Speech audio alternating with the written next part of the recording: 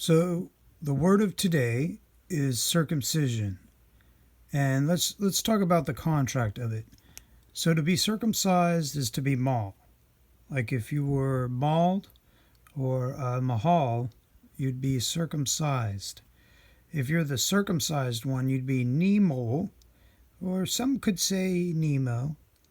And it's a contract with Yod Vave. This contract is lengthy, it has a bunch of restrictions, and it pretty much puts the guy who made this contract in charge of you. And he was once called Yod Vave. So, a bunch of restrictions.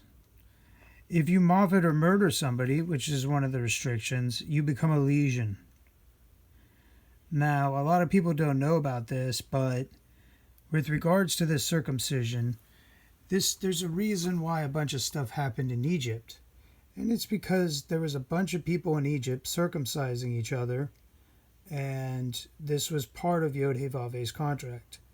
As a matter of fact, around the ancient Egyptian time, and the Pharaoh's time, and all that stuff that's talked about in the Torah, we have another section here, and it's called Otzi. So even before a bunch of drama happened with ancient Egypt and the circumcision, you had Otzi. Now, Otzi, we're going to talk about oats soon. And the oats relate back to the circumcision because of somebody, when they moffat somebody, they obviously become a what? A legion.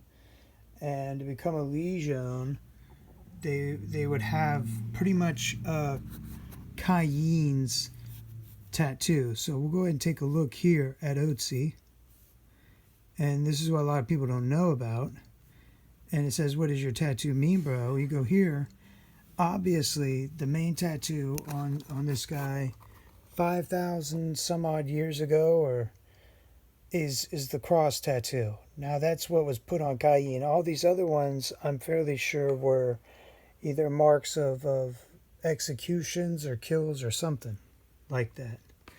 But he had the cross tattoo. So this is one of Yod Vave's contracts. So this has been around for a long time.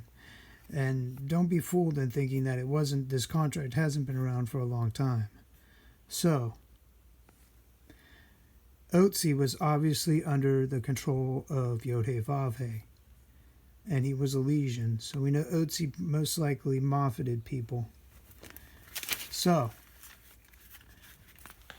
aside from that, and knowing that, we now know, and at least you should know, that circumcision, obviously, goes originally back to the contract with Yod Vave. So you're under this contract with this guy from a long time ago, if you're circumcised. Now, if a legion, Yod Vave commands when you live and when you die.